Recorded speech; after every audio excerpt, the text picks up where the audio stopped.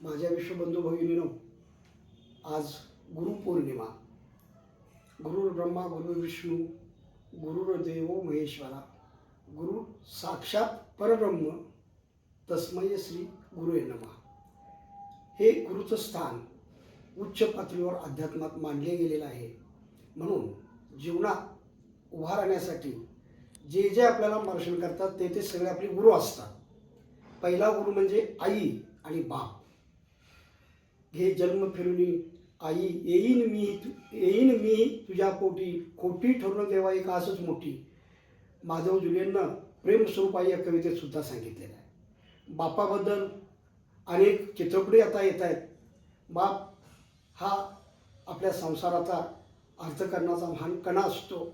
आपल्या मुलाबाळांनी शिकून जीवनात खूप मोठं व्हावं यासाठी या संसारात आनंद निर्माण करण्यासाठी आयुष्यभर काबाड कष्ट करतो. म्हणून तोही आपल्याला डॉक्टर बनवतो, इंजिनियर बनवतो. मुलांच्याकडून अपेक्षा काही न करता आपल्या मुलाबाळांचा संसार चांगला व्हावा यासाठी तन मन आणि धन हे सगळं बाप वेचत असतो. म्हणून आई वडील यांचं स्थान गुरुपौर्णिमेच्या निमित्तानं उच्च स्तरावर आहे. त्यानंतर शाळेतले गुरुजी. आपण शाळेत नाव घातलं की शाळेत पहिलीमध्ये प्रवेश करतो आणि तिथून आपल्या मराठी अक्षरांची ओळख, इंग्रजी अक्षरांची ओळख करून देणारे जे शिक्षक असतात तेही गुरुच असतात. त्यांचीही पूजा गुरुपौर्णिमेच्या निमित्ताने काही फुलं देऊन आम्ही प्राथमिक शाळेमध्ये, माध्यमिक शाळेमध्ये गुरुपौर्णिमेला गुरुवंदना या नावानं कार्यक्रम घेत असू. आणि तशा कार्यक्रमातून जे जे गुरुजी असतील त्यांना प्रत्येक मुलं आपापल्या पद्धतीनं एक एक गुलाबाचं फूल गुरुजींच्या हातावर ठेवत असत आणि त्यांच्या शिकवण्याच्या बद्दलच्या आपल्या मनावर झालेल्या परिवर्तनाचा काही अनुभवही सांगत असत. आणि अशा पद्धतीनं हे गुरुचं मूल्य मोठं आहे. त्याच्यानंतर आपण समाजात वावरतो.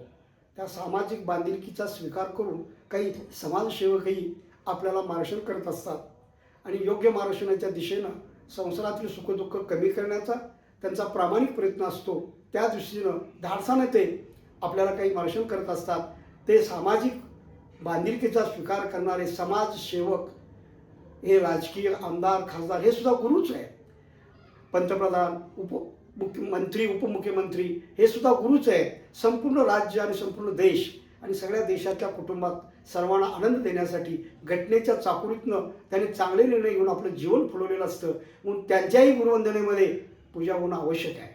असे जगात आपण जन्माला आल्यापासून मृत्यूच्या शेवट जाईपर्यंत जे जे आपल्याला उत्तम प्रकारचं मार्गदर्शन करतात ते आपल्या बहिणी असतात, आपले चुलते असतात, नात्या कोत्यामध्ये मावशी असतात.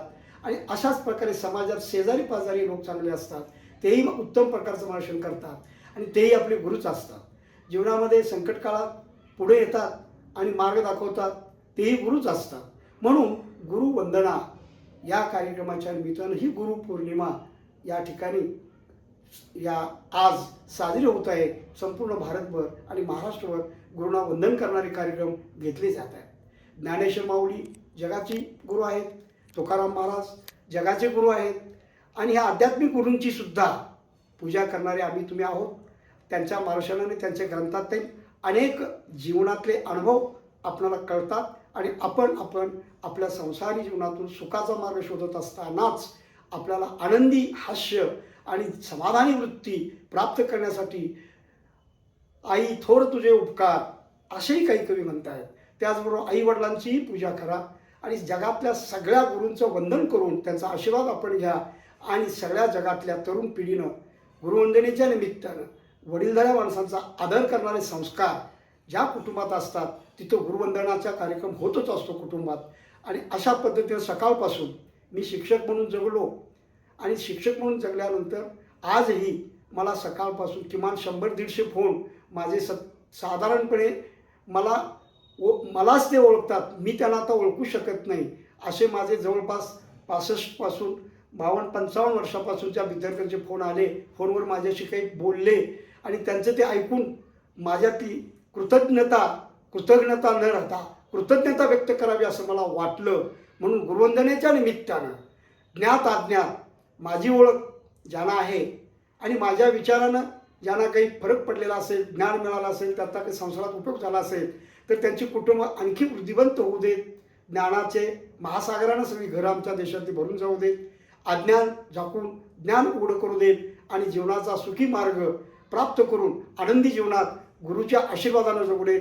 म्हणून मी जगातल्या सर्व संतांना, सर्व साधूंना, सर्व देवदेवतांना वंदन करून त्यांचा आशीर्वाद गुरुवंदनाच्या निमित्तानं मला आणि तुम्हा माझ्या विद्यार्थ्यांनाही मिळो ही ईश्वरचरणी प्रार्थना करून आज गुरुपौर्णिमेच्या माझ्या सर्व विद्यार्थ्यांना हार्दिक हार्दिक शुभेच्छा देतो आणि उत्तम आशीर्वाद देतो की ज्या आशीर्वादापोटी तुमचं जीवन फुललं असं तुम्ही म्हणालात ते अधिक फुलो आणि जीवनामध्ये तुमच्या नेहमी गुलाबाची फुले येऊ देत, आनंदी जीवन राहाल आणि जीवनामध्ये आनंद मिळवाल आणि तुमचा आनंद हाच माझं आयुष्य वाढण्याचा आनंद आहे.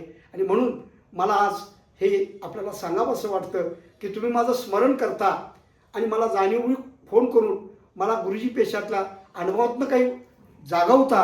हे तुमचेच उपकार माझ्यावर जास्त आहेत, पण तुम्हीसुद्धा आमचे गुरु होऊ शकता.